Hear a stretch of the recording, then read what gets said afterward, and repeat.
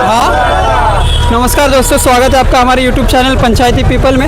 आज हम आए हैं आज़ाद मैदान में और यहाँ पे कुछ मराठा आंदोलक है जो जरांगे पाटिल के नेतृत्व में यहाँ पे आए हैं। हम उनसे जानेंगे उनका क्या उद्देश्य है यहाँ तक आने का।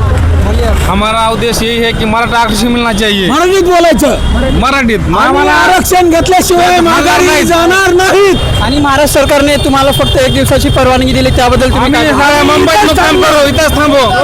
सरकारने आंदोलकांचा विचार करावा। खूप मोठ्या प्रमाणात आंदोलक आले, त्यांची खूप गैरसोय होतीये, पाऊस आहे, जागा अपुरी आहे। सरकारने आंदोलकाचा विचार करून परवानगी वाढवून द्यावी। सरकारने तुमच्यासाठी काय व्यवस्था केलेली आहे का? सरकारने कोणतीही व्यवस्था केलेली नाही।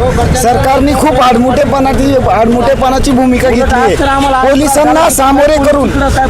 पोलिसांना सामोरे करून संपूर्ण मराठा समाजाला एक रस्त्याला पुढे लावून तो रस्ता नंतर 10 किलोमीटरला ब्लॉक करून तिथून वापस लावून पूर्ण मुंबई भूलभुलैयातर्फे पोलीस सरकार ह्या आरक्षणासाठी आलेल्या गोरगरीब मराठ्यांना असंच मुंबईमध्ये छिंडवत आहे आणि मोर्चाला सरकार दाबण्याचा प्रयत्न करत आहे अशा माध्यमातून।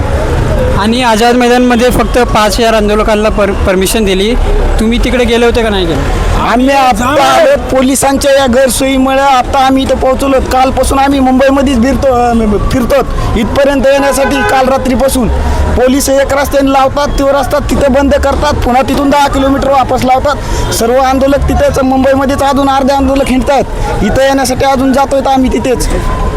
कोणत्या गावातून तुम्ही आले? आम्ही बीड जिल्ह्यातून पिंपळनेर सर्कल पाटेगाव गावातून आलो तर आणि सर्व गोरगरीब मराठा समाजाचे लेकरं आले तर शेतकऱ्यांचे लेकरं आले। सरकारने अशा आडमुठ्याची भूमिका घेऊ नये, गोरगरिबांना एवढा त्रास देऊ नये, पोलिसांना हाताशी घालून आंदोलकाची एवढी गैरसोय करू नका। आसपासच्या या परिसरातल्या सर्व खाऊ गल्ल्या हे बिस्लरी सगळे दुकानं सरकार बंद करते हळूहळू। सरकारकडून तुम्हाला काही व्यवस्था झालेली नाही तर मुंबईच्या काही नेत्यांकडून तुम्हाला व्यवस्था केलेली आहे का? मुंबईचे नेते व्यवस्थेसाठी प्रयत्न करतात, समाज प्रयत्न करतोय, पण महाराष्ट्रातून समाज एवढ्या मोठ्या प्रमाणात आला आहे की 50-50 किलोमीटर मुंबईचे हायवे देखील जाम झाले तर नवी मुंबईपर्यंत। हा समाज तरी कुठवर आम्हाला पुरवून त्यांचे प्रयत्न खूप मोठे आहेत पण ते पुरत नाहीत इथपर्यंत। आणि ज्यांना तुम्ही मराठी वोटांवर निवडून दिला ते लोक तुमचे साथ देतात? साथ देत आहेत, पण एक सरकारमध्ये बसलेले आपले आहेत सरकारचे मुख्यमंत्री जे या सर्व आंदोलनाला दडपण्याचा प्रयत्न करतात। इतर आमदार देण्यासाठी सकारात्मक आहेत, पण एकच व्यक्ती आम्हाला अशी दिसते की जो आंदोलनाला दडपती आणि आंदोलनाला प्रयत्न करते की आरक्षण हे मिळू नये किंवा त्याला अडथळा आणायचा प्रयत्न सातत्याने ती व्यक्ती। आणि देवेंद्र फडणवीसांनी बोललेत की ओबीसी मधून आरक्षण देणार नाही, आधीच 10% आरक्षण दिलंय, त्याबद्दल तुम्ही काय बोलता?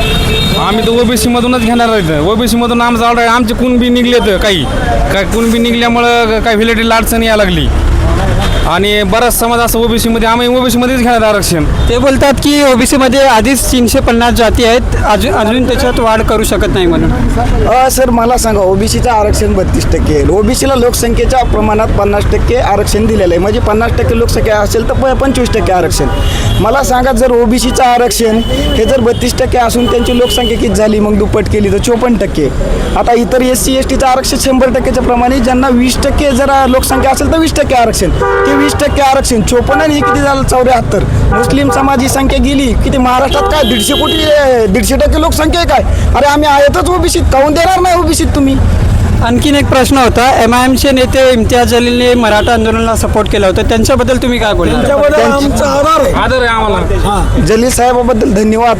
प्रत्येक मराठा नेते असतील, सर्व समाजातील नेते असतील, महाराष्ट्रातल्या सर्व समाजातील नेत्यांना, सर्व आमदारांना, सर्व खासदारांना इथून आपल्या माध्यमातून आवाहन करतोय, गोरगरिबाची लेकरं मुंबईत येतात, मुंबई सरकार त्यांना फिरवतंय, सरकार त्यांचा अंत बघतंय। तुम्ही सर्वांच्या पाठीमागे उभे राहा, चळवळीला लवकर साथ द्या आणि लवकर मागण्या पूर्ण करण्यासाठी या गोरगरीब लेकरांची मदत करा तुम्ही। सरकारने अंत करू नयेत। जलील साहेबांनी हे दिलंय समर्थन, त्याबद्दल त्यांचे देखील मी आपल्या माध्यमातून धन्यवाद व्यक्त करतो, आंदोलकांच्या माध्यमातून। तो दोस्तों आपने देखा ये थे मराठा आंदोलक जो बीड जिले से यहाँ पर आए थे, उन्होंने अपनी बात बहुत अच्छी तरीके से रखी है। तो आइए हम जानते हैं आगे और भी कई लोगों से कि उनका उद्देश्य क्या है मुंबई तक आने का, और उन्होंने अपना प्रॉब्लम भी बताया कि मुंबई में जो महाराष्ट्र पुलिस है, मुंबई पुलिस है, किस तरीके से उनको मुंबई में गोल गोल घुमा के आज़ाद मैदान पहुँचने नहीं दे रही है। तो आइए जानते हैं हम आगे और भी कई लोगों से। धन्यवाद।